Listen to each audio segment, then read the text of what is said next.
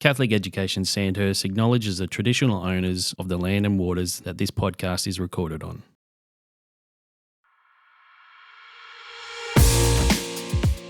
Hello and welcome to Magnify Matters, a podcast proudly produced by Catholic Education Sandhurst. In this season finale of Magnify Matters, host Kate Fogarty is joined by Tim Edwards and Ash Marsh for a wide-ranging conversation on the progress of Magnify Sandhurst across terms 1 and 2. From the rollout of evidence-informed programs like MultiLit, Ochre and Classroom Mastery, to the introduction of Steplab and the new Source of Life curriculum, this episode unpacks what's working, what's changing, and what's coming next. We also look ahead to an exciting study tour to the UK, where Kate, Tim and Ash will visit leading multi-school systems and trusts, gathering insight to shape the future of learning across our diocese. In this episode, we explore how teachers and schools are engaging deeply with literacy, curriculum and coaching, the shift from lesson design to intellectual preparation, how low variance practices are building consistency and connection, the early signs of student learner growth and why it matters, and what we hope to learn from UK school systems. Whether you're a school leader, classroom teacher, or a parent curious about how system change actually works, this episode captures the momentum of Magnify Sandhurst and the shared commitment behind it. Now stay with us as we magnify what truly matters. Hello everyone and welcome to the very final edition of Magnify Matters for Term 2 2025. It's a very exciting time for us to just be looking back at what's been happening across Sandhurst over both Term 1 and Term 2 and to have a little chat about what's coming up. I've got Tim Edwards with me, Assistant Director Learning and Teaching. Morning, Tim. Morning, Kate. And also Ashley Marsh, Assistant Director, School Improvement and Safeguarding. Hey, Ash. Morning, Kate. Morning, Tim. Good to be here. You know, this term has been incredible in what's been achieved in the schools, you know, what we've been able to see from in the office, but a lot of our partner organisations as well have been in schools giving us lots of feedback, a few bumps and scrapes along the way, but mostly hearing just fantastic feedback from in the schools about what's happening in student learning, but also teacher professional practice. I mean, we kicked off with some pretty amazing few days together with Jared Cooney-Hovarth from Learning Made Easy Global, 2,800 teachers and allied staff online with Jared. Tim, what stood out for you from that experience? I mean, it was only 9 weeks ago now. Firstly, I think from Jared as a professional to have the capacity to run a session through a screen for 3 days was extraordinary, and to have the feedback been so positive from our staff around how engaging he was. Second point around his skills and capacity to be able to join the dots, navigate the areas. And I was fortunate enough to work with Jared in the 6 months in leading up to that. And we're thinking about what we're going to cover. How's he going to possibly hit the audience that ranges from absolutely everyone in all of our schools, regardless of their role, and have this make sense? And one of the most pleasing aspects is to hear from people, non-teaching staff, someone that works at a school in whatever role, say how powerful it was for them on a personal level and that they could apply some of that knowledge to their work. It was extraordinary. It really just goes to show that putting that focus on being a brain-friendly environment and understanding what the science of learning is, knowing that it's a huge, big area of educational research that has, you know, lots of contestation to it, but lots of hard evidence around why what it is makes a difference for kids in the classroom. For that to land with so many people was just amazing, wasn't it? Absolutely. And to have the feedback from so many people say, oh, I can see why we're doing this now in terms of some of the sequencing. And, you know, we could reflect, couldn't we, for days about the sequencing and the timing and did we get this right or not. Something that came out for me was that people were saying, hey, I wondered why this was in April, but it makes sense now. Whether or not that was by deliberate design or not, we're not sure. But people were able to join the dots, say, this program connects this way to what Jared spoke about. And you know someone's hit the mark, don't you, when across Sandhurst you go to a school and they say, Jared said. Yeah, that's awesome. And even Ash, you know, people being able to say Jared was making the explicit links to MultiLit, to Ochre, to the work of Classroom Mastery. You know, all of that is what we keep hearing reflected back at us. And it was just really important to see the links between every part of the program that we're rolling out and the partners, and Jared making those links, but people hearing that and in their practice being able to see it brought to life in the work that they're doing in the classrooms. It was really powerful. It Was. So that got us off to a really great start for term 2. We, of course, had MultiLit, initial lit, already up and running across term 1. We had all those teachers do training at the end of term 4 last year, came back after Christmas, spent term 1 really getting the hang of things. Things are just flying in term 2, aren't they? And MultiLit have been in visiting schools, doing their first round of visits. What have we learnt from that? I mean, that's, again, 16, 17 weeks of people putting such a new program into practice. What are we hearing? We're very fortunate to work with MultiLit, who work with so many schools around Australia and beyond. And part of their quality assurance process is to work with us. And that was a big part of our reason to go with MultiLit, was their capacity for coverage and for capacity for support. And a big part of that support is to be able to identify 16 weeks, 17 weeks in, how are we going? What's working? Where are some areas for refinement? So the cycle of quality assurance started last week, and 14 schools were visited with the staff from MultiLit and some learning leaders from the office. So Kylie and Em were a big part of that, and it was a really positive, formative process. So go around, identify what's working, and really target in on areas for refinement. So a really positive start to the year. I think what was gratifying for us to hear back from that is, you know, really spotlighting some of the schools where they have just taken it and run. And Initial Lit and MacLit are up and running. They've adjusted structures. They've supported their teachers. And the feedback from teachers is already, you know, we are noticing that the kids are further ahead than where they would have been under the previous way that we taught. Also some great feedback for us around, you know, here are some schools where perhaps it's not quite landed as well as we might have hoped for just yet, and they're going to require some extra support. And that's, you know, that's the reality of these things, isn't it? And that's our job, to get in and to use the expertise in the schools where it's going well to support those where perhaps it just might need some tweaking. And some of the notes and feedback that come in, you can view them in different ways. But I was thinking about it again in a conversation with Ian Rothwell, Managing Director of MultiLit. And he said, hey, remind people that at this point of the year around quality assurance, you're knowing what you never knew. And you could view an area for refinement as a critique in a negative sense, but equally, you're only that far in. And if you don't view that as, hey, we now know something, so we're going to, again, do better, it's a very different slant on feedback. And we often look at feedback too often, I think, in a negative perspective. But this feedback to say, hey, you're on the road, now work on these things. And it made me really consider from a multi-school organisation perspective that our oversight and support capacity, because we're doing the same thing in our approach to literacy, we can offer far greater support far sooner. And for a lot of our teachers, it's going to be the first time they've got really direct feedback on what's going on in their classroom from the experts who built the programs. I mean, that's a very special situation to be in, and a real gift to be able to give our teachers to receive that extremely high quality feedback. Ash, you've been in and out of a lot of schools. What's your knowledge or experience of Initial Lit and its rollout? I was just going to add to what Tim said then, that it's fantastic for a system to have that level of oversight and reporting back to us around how the program's rolling out, but the benefits to the schools far outweigh even what we get access to, because they've got independent people coming in and assessing where their school is at and giving them feedback in order to improve where they currently are at in order to the next step for that particular school. So that level of feedback has never happened before, and certainly never happened on the scale that it's currently happening. The general feedback from the schools, particularly in relation to Initial Lit, has been really positive. The teachers are feeling more confident in what they're delivering. The students are engaged. The pace of the lessons is picking up, which we knew would occur as the teachers practice more. So again, it's really positive experience in our schools on the whole. I think the other thing about MultiLit that I've been really excited about is hearing from the principals and the learning leaders how they're restructuring the day to allow for the interventions for the students who are not at the standard that's expected. And, you know, schools who've really dramatically reorganised the way they do intervention work with students, not just F to 2, but also 3 to 6 and 7 to 12. You know, it's really wonderful to hear that kids who just weren't getting the interventions at the standard or perhaps not at all that we might have expected are now getting a high quality intervention to support their literacy.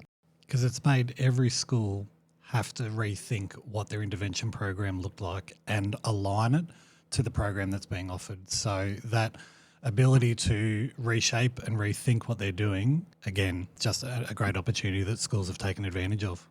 And Ash, you touched on the feedback mechanism there. There's some feedback could be given on the day. It was a real travelling roadshow with 14 schools visited across 4 days, and the work in terms of some of that feedback. So there is more work to complete regarding that feedback loop, and that was part of that conversation that I had with Ian Rothwell, and our learning leaders will work through that. So if you're in a school and you're saying, hey, I'm not sure if I got all of that feedback, it's coming, and we're looking forward to giving that to you. What about the study that the others are doing? Tell me about the Academy of Reading Instruction. Yes. So we've got 44 participants in that. It's their largest intake that they've had as part of that program at MultiLit as part of their academy program. And the feedback there is really, really positive. The engagement of the staff. So these will be Sandhurst. people who become even more expert in their understanding of how to improve literacy intervention, but the teaching, which is it? It's the teaching and understanding how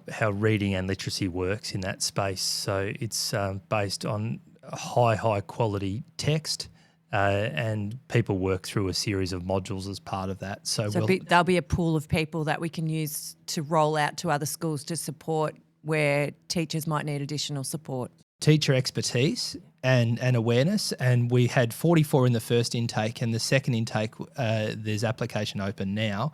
We will have people from every school in Sandhurst, at least one, have undertaken that Academy of Reading Instruction course, which is a terrific outcome. I just want to touch on some of the key notes from the MultiLit visits just to finish that out. And it relates to that around people, the comments to say, hey, Sandhurst, you have exceptional people at every level in terms of leadership, people modelling it, people teaching it, and learning support officers and the amazing role that they're playing. Some brilliant examples that just had everyone beaming in the room as they're giving some of that feedback. They said that the kids are progressing as they should be, and for us to hear that as a system, hey, your kids appear to be where they're at, and they measure that around error detection, and if there's a higher rate of error detection, then it's, oh, gee, these kids have got a little bit more to do. But it was error detection about right.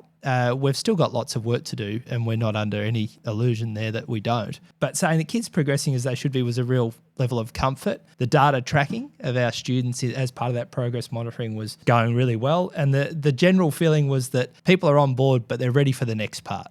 Okay, thanks for that, Tim. Moving on then to the Ochre partnership. And so this, again, started at the beginning of term one. Teachers had training at the end of last year and they've been rolling out the curriculum. Tim, do you want to just run us through exactly which curriculums are rolling out? We've moved into secondary school. It's all happening now. Secondary maths this year, year 7 and 8, and the maths and English in our primaries is taking place. But we're really excited in our partnership with Ochre that has now expanded, and we've partnered with Max, Melbourne Archdiocese Catholic Schools, part of our science and English work. So excited that next year we're going to have more students in Catholic Ed in Victoria accessing high quality, low variance, knowledge-rich curriculum. And Ochre have continued to work closely with us in the office, some bespoke professional learning, lots of web-based to allow access for our staff, but a series of introductory pieces. I think it would be fair to say, and it's appropriate to say, that there's been a steep learning curve for our staff, and many continue to work their way through that. I think the biggest thing for me, and I know Ash and I have spent lots of time talking about, is the intellectual preparation learning that sits in that space. And it's the professional obligations of the teacher. That's what sits under that intellectual preparation, making sure that they know the content, know their students, and that they are prepared for every lesson they're going into. It's been a new term that's been introduced, and it's been widely accepted and being used in our schools at the moment. I think as I move around the classrooms, I'm hearing from the teachers just how much they're appreciating not having to do all of that lesson preparation. You know, yes, they're having to do the intellectual preparation to get ready to teach the Ochre class or the Ochre unit. However, that work that they were doing on weekends, after hours, you know, all of that time we used to do creating programs And how many staff have noted to me, it's made me realise how much of the curriculum I inadvertently skipped. So that sense of, that we, as we taught and as we developed programs, we just lent into the things that were most comfortable to us, which led to gaps in student learner knowledge. And having the expertise of the Ochre teams who've built these programs, who are, professional teachers with their feet on the ground, who work in classrooms, building this content and the activities, has really just given people the comfort, I guess, to know we're going to work through the whole curriculum. We're actually going to teach the Victorian curriculum as it should be intended, but also that those concepts that we learnt about from Jared, the science of learning, how to interleave, how to ensure that there's repetition, how to ensure that we're coming back at things in an appropriate manner on an appropriate timeline, is already taken care of. And I, for one, know, as me as a teacher, I never took the time to figure out, I'm not sure I even would have known how to figure out when to come back at key concepts to make sure that they landed and were being transferred from working memory into long-term memory. So to have that already taken care of, I'm hearing lots of teachers who've made that connection and can recognise the learning is landing more substantially with the students and they're getting through more curriculum. It's quite extraordinary. And the teachers aren't having to create every lesson that they're about to go and teach. And the benefit for those teachers who are either teaching out of field or in primary schools where they're expected to be experts, curriculum experts across the whole of the Victorian curriculum, this allows them to focus on that intellectual preparation because the lessons, the curriculum creation has occurred for them. I think there's a few points there as well regarding the quality of intellectual preparation. It really zooms in and focuses on how does this apply to little Johnny or whoever the student might be that comes to people's mind, not what am I getting the class to do today. So I think there's that enormous shift and people are still grappling with that. It's not easy and it's not instant, but there is a growing understanding that, hey, this intellectual preparation thing really matters because it makes me focus on the kids and it makes me focus on a particular in my class as opposed to spending time designing and doing things. So there'd be people saying reasonably, hey, I'm not saving much time here. But equally when they drill back to that, they'd say, but I am focusing my time on different things. And that might be Johnny or it might be the class in terms of instruction. The other point that's coming up a lot is that I know the curriculum already better than I did because it's so strongly aligned to the curriculum and noted in the lesson. And Kate, on your point around the science of learning, the daily review, Jared touched on facts first in terms of memorisation, and we know that the big part of the Ochre thing is teach first. So I think people, back to the Jared piece, really enjoyed that. And I also think that people have really enjoyed the sessions that Craig Simpson has led with the VCE teachers, and they're seeing some sessions aligned to, hey, Jared said that, Ochre's developed this way, maybe we should teach VCE in this particular way as well. It makes sense. Great lead in there too, Tim, that one of the things we've got in our mind for the horizon is a low variance VCE course, and certainly in English and maths, because we're going to have all of these students come through having been taught a particular way and, the structures in place for them to learn best. It seems ridiculous that we might then get to VCE and have every teacher have to create their own course again and that we're all doing different texts or whatever it might be. So it's not necessary for 2026, for next year, but certainly maths, we need to be on the ball ready to go for 2027 because there will be students there who are ready for that type of learning in VCE and 2028 for the English VCE Unit 1 too. So stay tuned, people, and we'll be looking for teachers in VCE to help us out with building those curriculum when the time comes.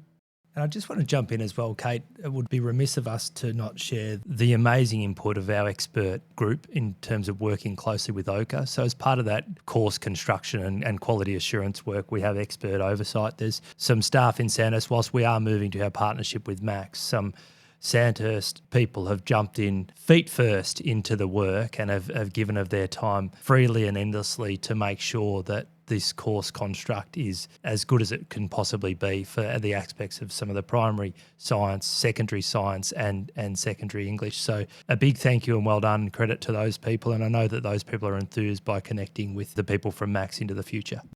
I feel like you can't really talk about Ochre without also talking about classroom mastery, because when you get into the classrooms, you notice just how integrally those two programs work together when you see the kids and the teachers working with the routines that classroom mastery has set up in the actual teaching time, but also the preparatory time to get into the room. They sit so closely together. So Ash, where are we at with classroom mastery? I know we're pretty much every school's Just about. nearly Just there. about. We're nearly all trained. Yeah, so we've got our final group of primary schools who have had their leaders masterclass, but will be having their teacher masterclasses coming up, and they'll all be getting prepared for that.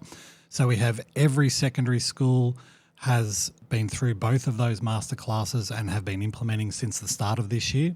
So I think some are even moving on to their fourth routine. Yes, I know a yes. lot, they've landed their 3 and are going for the 4. Some have decided, no, we're just going to double down on the 3 before we move to a fourth routine. Yeah, correct. And the biggest learning from those secondary schools has been the importance of going through the masterclass process, implementing, getting feedback, and then making little tweaks to the programs that have been designed. So some schools, for example, had a cue to start that had a countdown from 5 and have reduced that to a countdown from 3 because they've said our students don't need 5. There's 2 additional seconds there that we can be using for other things. Other schools have looked at their entry routines and, while well-intentioned in their masterclass, have then had to tweak to say, well, for our grade 3-4s, that needs to look different. So they've made exceptions to their rules because of different makeups of classrooms. But overall, the feedback is that not only has this hit extremely well with the students, but the staff, even those staff who initially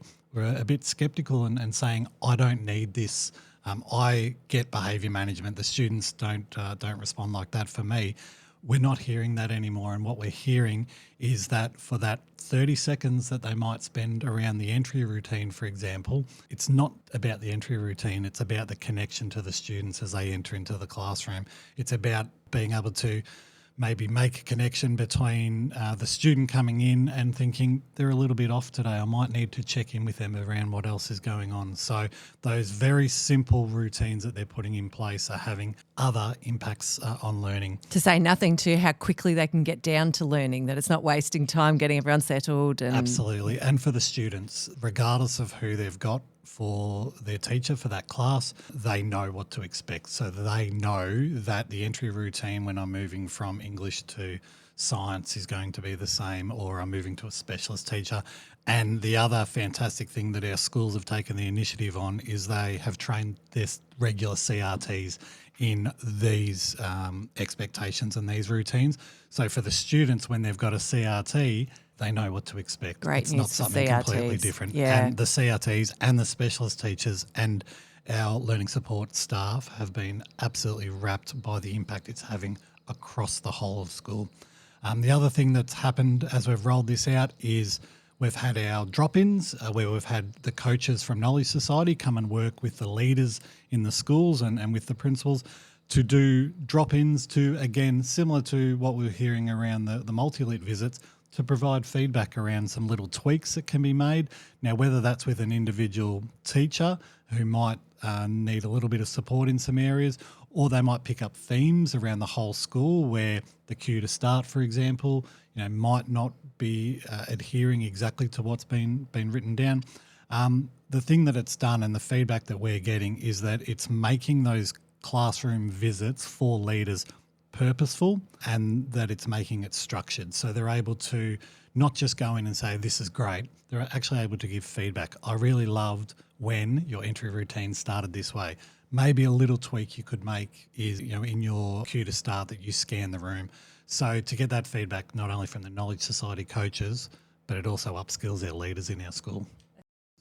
I think that's really worth focusing on, Ash, that, for our leaders, not just the principals and the deputy principals, but for learning leaders and other people in the school community who've been given designated roles or who are just those natural people that others look to for leadership. This has required something new of them, and to watch our people really flourish in taking on this role of being the instructional leader, the instructional coach for their people is gratifying. And I think also for those leaders is a real, there's a real sense within them, this is actually the job I'm supposed to be doing, that the dross of having to tidy up, certain behaviours or certain things that are happening, a lot of that has fallen away and they're able to focus on what really matters. And that is how teachers are working at their best to be able to improve the learning experience and the learning of the children in the classroom or the adolescents, and also so that those children are in the best possible situation to be able to receive that learning and to make sure that it lands appropriately.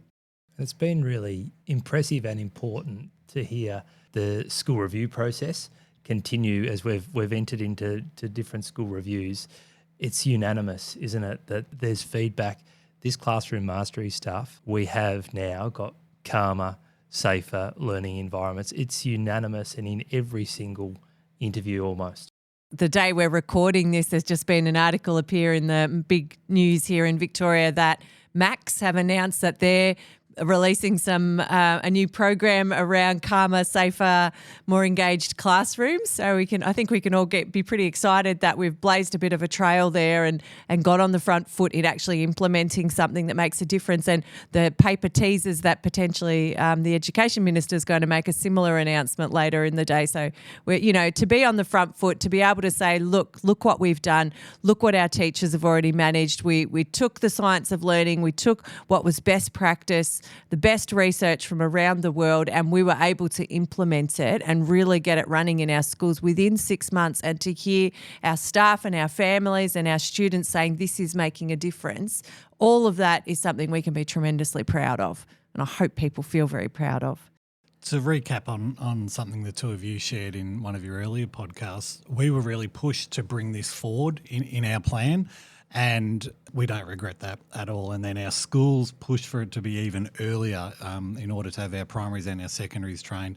So that change that was made in our consultation with other groups and other bodies to move this forward in our Magnify program, it's paying dividends. So it's great that Max and the Victorian government, that they won't regret that move.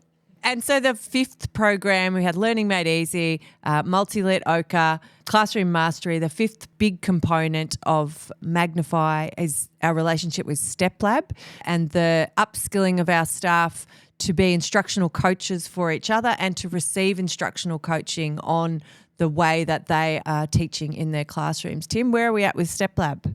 Steplab's also got the layer of professional learning hub ultimately that sits in the dashboard and been built out. Josh Goodrich, the founder, has been incredibly generous with his time whilst he's based in England, has been incredibly generous in his time and support with Ollie Lovell and Rory McCarthy here in Australia. We've been working really closely with Steplab to develop the rollout program and how things work on that dashboard. The first cohort of coaches have been recruited and started some of their work, and they're doing some of the drop-ins in terms of checking a particular part of teacher practice that they want to acknowledge is really the key to the drop-in. So if you're a listener out there that's got no idea what we're talking about in terms of what this means from a parent perspective, if you imagine any profession, a particular task, if you were to really identify what it is about the task that you are drilling into to pay attention to a particular aspect being done at a level of best quality, that's really where we get to with instructional coaching, that we drill into a particular aspect of a particular task, and that's how fine we can be in this space, literally step by step. Josh has been brilliant in working with Ollie in forming the Australian League of Steplab, and all of that is really systematized and codified, are languages that people, or terms that people love to use, and literally every step of every part of teacher practice is broken down into 5 core action steps. The platform has been introduced to our learning leaders recently, and that's something that will sit as a professional learning access point for all of our staff into next semester. And the coaching group, 115 coaches, will have already started part of their instructional coach training, which has a 2-day intensive coming up in term 3. Great. And one of the things I've loved seeing as I've moved around the classrooms, and parents might be seeing this, and I know the primary schools are all over it and secondaries are starting to get their head around it, is the use of whiteboards in the classroom. You know, one of the things that we knew when we started Magnify, that it would see a reduction in screen time for our students, that this low variance curriculum is really focused on another way of learning that we think or we know has a much greater impact on student learner growth. But a part of that, the process of those classes and what will be picked up as part of the instructional coaching is just how to use these little whiteboards in classes to ensure that every student is learning. You know, gone are the days in our primary school now where a child can sit at the back or sit to the side and not answer a question and just happily daydream about whatever they like while the teacher teaches at the front. Now, every single time there's a question, every single time there's a new concept, every single student is asked to respond to that question. So teachers can be assured and parents can now be assured that their child is being engaged every single moment of every learning experience. And it's just such a delight to go into those classrooms and see those children, you know, responding to everything and noticing there's not one disengaged child from the learning, and knowing that that's about to feed through to secondary education is just, you know, really exciting. And again, just steps up the quality of what's happening across all of our classrooms. Or even they are noticing the student who is disengaged because of that physical requirement with the whiteboards, or the student who might have a misunderstanding around what's been taught. It's immediate feedback for the teacher that they can act on either at that point in time, or that they can just bank and then when the natural lesson allows it to follow up with that individual student, rather than just trying to guess, is this student engaged with what I'm teaching?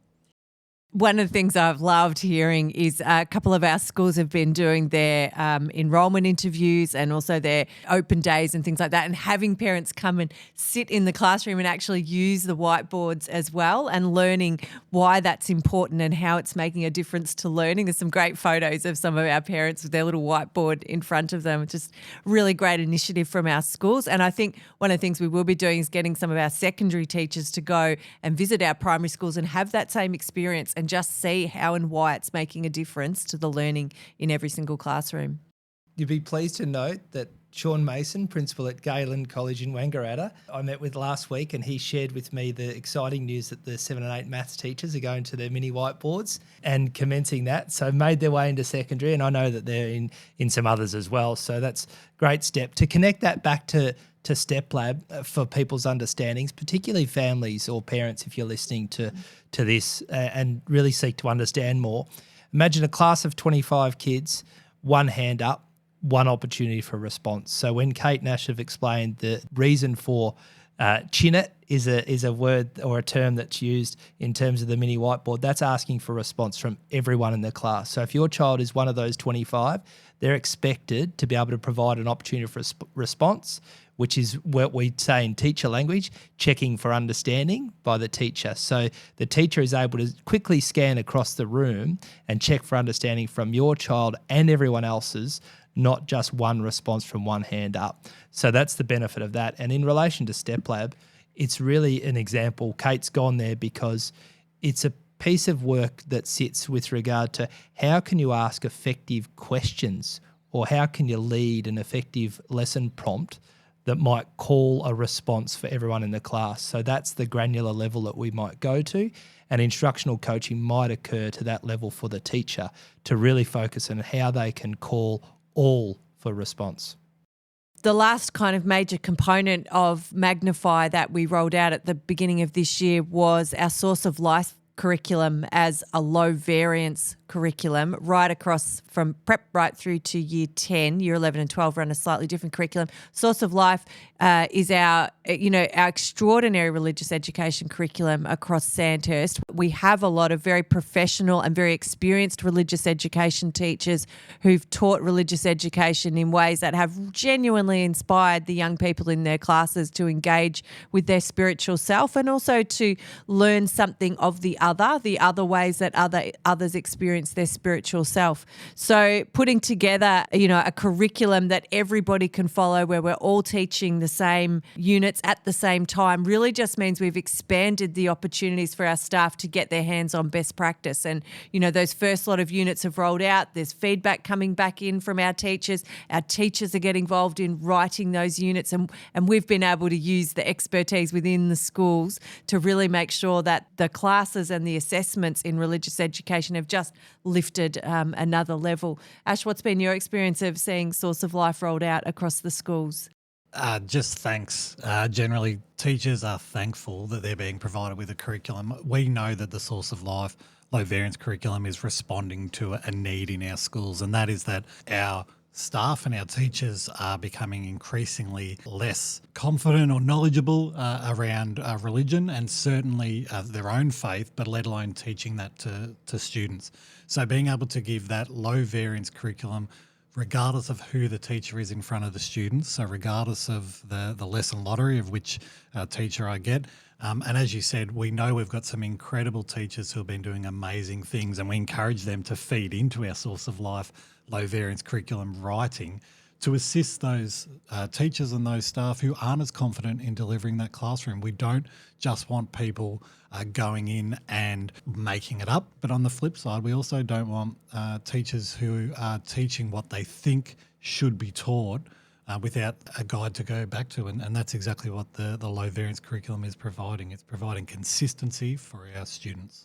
I think it's important to note in this area, as there is any low variance curriculum, facts first, teach first, this type of thing. I think it's really important to note the need to know your stuff before you can explore it creatively. So there's a challenge that sits in the RE space, as it does in any other space, around this creativity and dialogue. And I don't think we should balk at that or apologise for the fact that, no, if we're to have a deep, rich dialogue about faith or about culture or about religion or about mathematics, we need to know our stuff first. So the notion that underpins all of our work in all of our learning and teaching approach is, no, we don't apologise for the fact that people need to have the knowledge-rich, fact-first information to be able to explore that. And I think we had some early questions, which are really quite valid, that have challenged us to articulate this, and I think we can continue to articulate this better in terms of, no, we need to know the thing to then to be able to expand, to explore, to critique, to challenge each other in our thinking, as we know good, rich dialogue sits in all things, particularly in faith.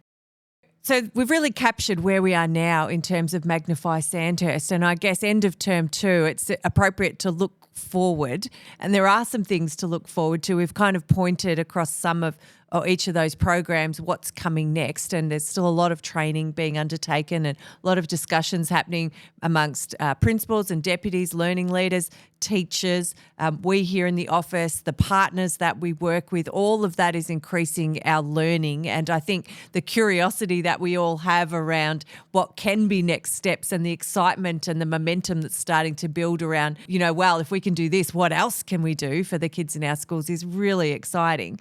One of the things that we've got to look forward to, the three of us, is founded in that original learning that we had from the Grattan report. Some of you might remember from earlier podcasts us talking about a Grattan report that dropped last year around multi-school systems and a way of running schools that really did try and work for fidelity and alignment across schools so that we could use resources and use expertise in the best way possible to build the quality of what's happening in each of the schools. On the back of that, we've arranged to go to England to see some multi-school systems in action who are just that 5, even 10 years ahead of us here in Sandhurst, to be able to steal from them, to be perfectly honest, the great expertise that they have. So we might just talk about that for a moment. It's the three of us heading off, and also Paul Bisanella, who's a senior school improvement leader. And we're visiting 7 trusts or 7 organisations who are like Sandhurst in that they are responsible for leading and they own and govern a series of schools. And some of them are quite big, some of them are around the same size as us.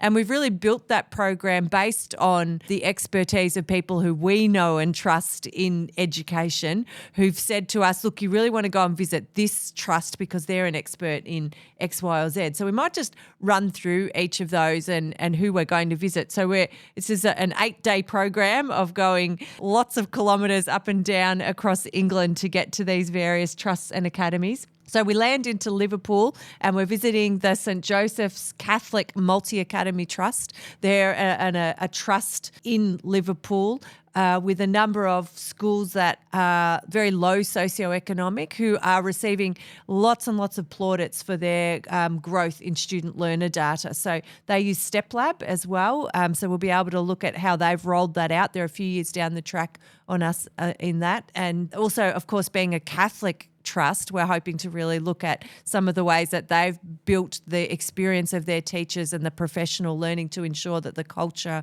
of who we are is really landing strongly across all of our schools. We're really thrilled to meet Dame Maura Regan as part of that visit as well, preeminent Catholic trust leader in England and was formerly a key part of another high-performing Catholic education trust. So really looking forward to catching up with Dame Maura Regan as well.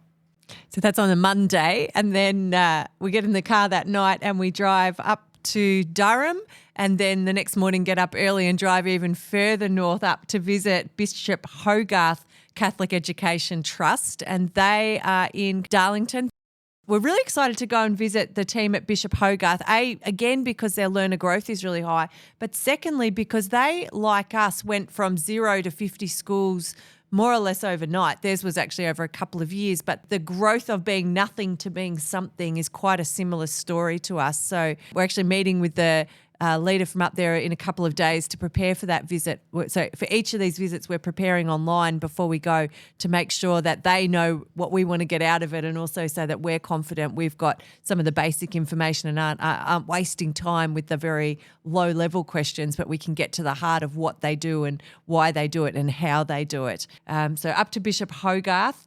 Kate, sorry, just to jump in, I think that's been a really significant learning thing for us, hasn't it? That we've been able to meet with all these people 2 or 3 times in the first 15 odd weeks of this year as we prepare for this exciting learning experience for us. But we've made the connections, but we've probably inadvertently learned a lot from these people already.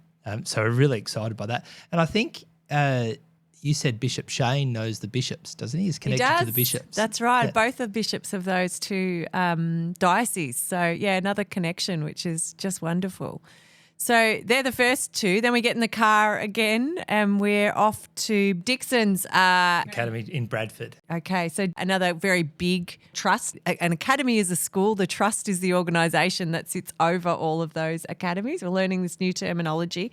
They've got a lot to offer us. Firstly, again, another Steplab trust, but also do some interesting work in terms of their business services and how they support their schools to ensure that schools have the time and energy to focus on the things that matter.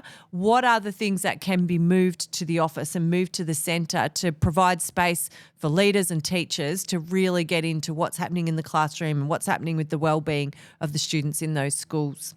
So when we're there, we'll be meeting with the operations group who do exactly what you just described there, Kate, and they've recently undertaken a restructure of that area to make sure that they're meeting the needs of the schools within their trust, and also meeting with a school leadership group that's in a turnaround school.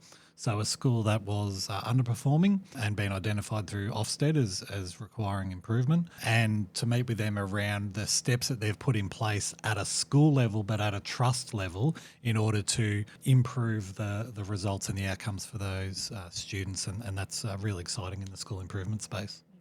It is. And then we're off to Birmingham and to Star Academies. And Star Academies they are considered the gold star of school systems. So we're really, really excited to have the opportunity to get in and visit them. Tim, you've been chatting with the team there. What are we up to?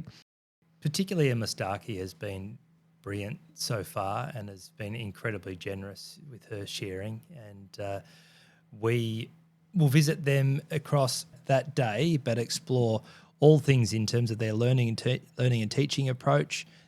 Shared recently at a Learning Leaders Day that Emma has this beautiful term in terms of saying we are siblings, but we're not twins. And I think that in terms of multi-school organisation is really important around, the context of every place being particular and known to their own. That's one area but Star, particularly exciting in this space, I think, is their leadership development series and utilisation of Steplab. But their leadership development series, they appear to map the trajectory and pathway opportunities for their staff, and it's embedded in a centralised system of support and oversight, which I think could be a stunning way forward, and hopefully we can learn a lot there.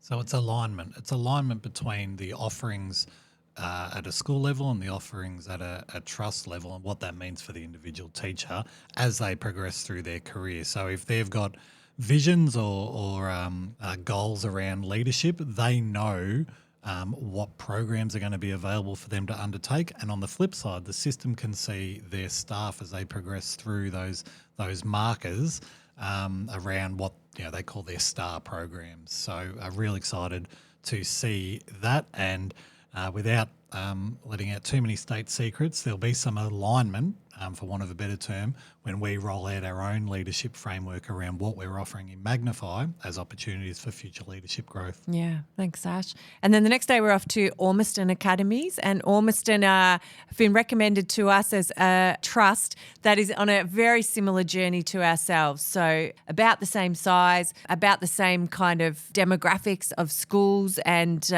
just a good opportunity for us to stop for a moment and chat with someone who's around the same, learnings as us, and what they are doing in response to what they're learning relative to what we're doing in response to our learning. So that rounds out the first week. That's 5 days of full on.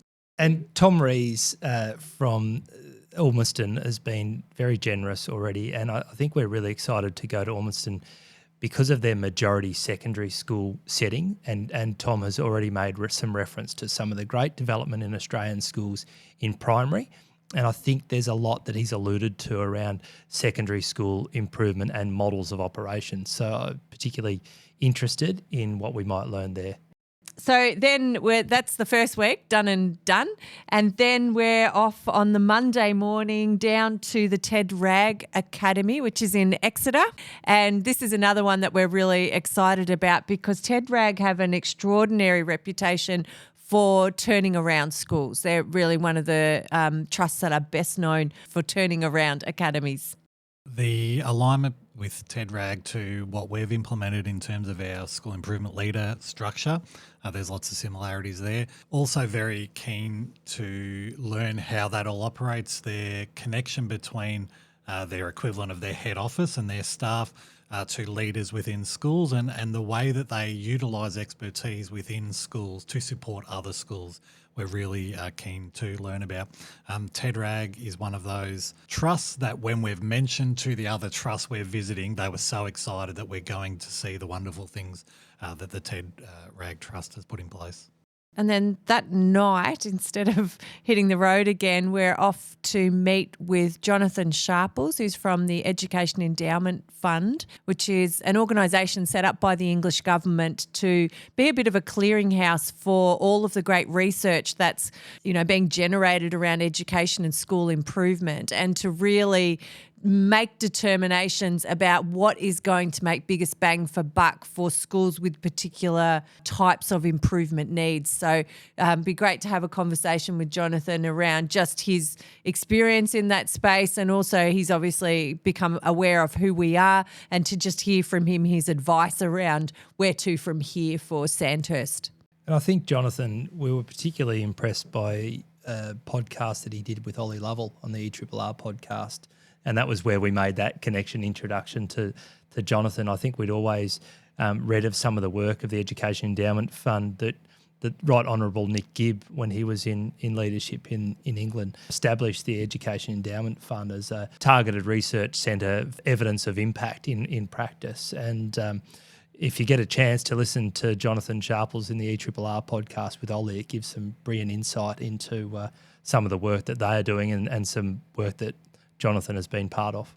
And then we'll be up early the next morning and into London. We've got a meeting with the Confederation of School Trusts. This is the organisation, like the peak body, who support all of the trusts across England in their work, and they run a lot of professional learning sessions. They write a lot of papers that really speak to what gives biggest bang for buck in terms of trust-led school improvement. So it'll be great to sit with their team and really look at, from everything they've learnt across all of the trusts, what do they see as bringing about the most leverage, but also having visited so many over the previous days, to just say to them, look, this is what we've seen and heard, and to feed back some of, our experience of visiting so many of their trusts. And then on the final day, we get up again and we drive up to Ely, which is a couple of hours north of London, to visit a Church of England trust. The Diocesan Church of England around the town of Ely, the city of Ely, have a number of schools, and they in 2024 won Trust of the Year. So we were really excited to be able to secure a visit to them to see what it was that they were recognised for and to understand their improvement journey, because like many other trusts, they started with a number of schools who were doing well but could have done better, and have really led those schools into something quite incredible. So that'll be an exciting opportunity for us. Some of the work there regarding their alignment and how they've structured from the office or from the trust level is of particular interest to us. I think they've been really generous, Andrew, in sharing what they've done and what they've learned so far, and I think that'll be fascinating for us to see. I think it's important as well for us to note that whilst we've been working hard connecting with these people, it couldn't have happened without lots of our partners. We've got a partners meeting for Magnify Sandhurst today, and I think to pull this together is great credit to some of the introductions that all of our partners have allowed us the opportunity to do. The trusts that we've just listed have all been chosen because of connections or similarities or programs. So we haven't just scattergunned, and we haven't just said that any trust that was listed in a report or that we've had a connection with. We've been discerning around those that we're going to visit, why we're going to visit, and what we're hoping to learn. And the reciprocal nature of the connections we've made so far has just completely surprised us around their willingness of all of these people to share us into documents, to put programs around what we're hoping to get out of these visits. So it's going to be busy, but it's going to be very beneficial. Well, and in fact, that's not the end, is it? We finish up the day at Ely, come back into London and have a meeting and dinner that night with the Steplab team. So with Josh Goodrich and Peps McRae, and that will be the end. And then it's onto the plane and home and that night. So it's a really busy 8 days of back-to-back-to-back visits and meetings that we're really excited about, and we intend to come home with a whole lot of knowledge and a whole lot of ideas about here's what next steps could be for Sandhurst, so that we've got information to sit down and discern in our context what comes next. And in week 3, we've got a day with all of our principals. So we'll have a couple of weeks to get all that information together into a presentation so that our principals can start being part of the discernment of what comes next for Magnify Sandhurst and what's really going to work in their schools. What are the timelines going to look like? How are we going to resource that? We don't need to keep inventing the wheel. These guys are all 5-10 years further down the track than us. We can learn from them and really accelerate what's happening across Sandhurst for our students and for our staff. And if you're a listener and you're wondering about this Peps McRae, there's some great authors in all of those visits that we've just explained. But do yourself a favour, subscribe to Peps Snacks online, little 2-minute email to read that synthesises all of the great education research all in one spot for you. If you're interested, it's a great entry into lots of that work. So we're at that time at the end of the podcast where we traditionally ask of everything we've talked about today, what matters for you? So we might start with you, Ash. There's a lot there. There's a lot that's happened in this last 6 months of the year. What matters for you in all of that? Firstly, worth noting how extremely proud I am of our schools and our leaders and our staff with the way they've implemented all these things that have changed for them. But in terms of what matters most, It just brings home to me that we haven't just tried to follow the lead of one group or one diocese in Australia or one trust or one report. We've really gone out across Victoria, across Australia and internationally to find the things that are going to work for Sandhurst. So if we go back to our guiding lights, we are trying to find the things that we can bring back and implement that are going to be authentically Sandhurst Catholic education. So we don't want to try and replicate what another area is doing. What we want to do is find the best, and that's going to work for us. And then, as you said, with our principles in week 3, work out the best way in terms of our next steps forward over the next 6 months, 12 months, 3 years, 5 years. I think the aspect that matters most is engagement of professionals in deep and rich care that has no bounds for access to best quality learning outcomes for kids. And that sort of sounds wishy-washy, but we've just seen it time and time again with our teachers who are working no end to make sure they can deliver whatever it might be, whatever change and shift that has occurred for them, as well as they possibly can to help the kids in their classes. And I think that that's echoed through our non-teaching staff and through our school leaders, and feel so privileged to have had the opportunity in that space. I think the work of Jared really helped pull that together, and we're really excited that we're going to work with Jared around some parent engagement in the understanding of this space. So I think engagement and buy-in to the journey is really important. So, Kate, what matters most for you from this conversation? Thanks, Ash. Yeah, I was sitting here listening to you two and thinking, gosh, I mean, so many things. I'm going to muck up this quote, but the only thing that makes a difference in the world is a small group of people who are committed to something. And Sandhurst is small, you know, compared to other school systems and other places around the world. We're not big, but by golly, we're punching above our weight. The quality and the expertise and the commitment of our staff. You know, every leader in every setting says that about their people, but to look at what our teachers and allied staff and leaders have achieved in their schools and what they can already point to in terms of data. We haven't even talked about data in this podcast, but what they can point to already around an increase in student learner growth and their commitment to ensuring that that trajectory just keeps continuing in an exponential way is absolutely mind-blowing. And it makes me really proud, and it makes me feel like, wow, you know, if we can do this, you know, you don't need the big grown-ups to come in and tell you what to do. You don't need the world experts holding your hand through every step. If you read the reports that are there, if you sit with smart people